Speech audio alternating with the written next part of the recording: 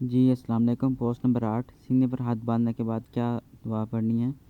تو اس بارے میں حدیث آتی ہے سنن ابو داؤد 775۔ اس میں دعا ہے سبحانک اللہم و بحمدک و تبارک اسمک و تعالی جدک و لا الہ غیرک۔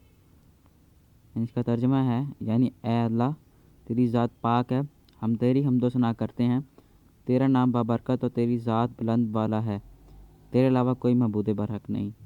تو اس ترجمے کو آپ یاد کر لیں، پڑھ لیں، اور ان کے جب آپ پڑھیں تو جب اس کو ذہن میں لائیں ترجمے میں، تو اس کا یہ فائدہ ہوگا کہ آپ کا دھیان بھی نہیں بیٹھے گا اور آپ کو سمجھ بھی آئے گا کہ آپ جو نماز پڑھیں اس میں کیا باتیں کر رہے ہیں۔ اکثریت تو یہی دعا پڑھتی ہے نماز میں، تو اس کے علاوہ بھی ایک اور دعا ہے۔ دوسری دعا ہے صحیح بخاری 744 اللہم باعث بینی۔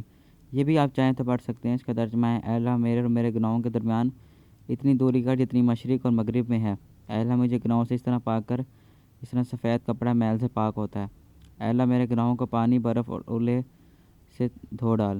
تو یہ دعا آپ جب تکبیر کہیں گے تب پڑھتے ہیں۔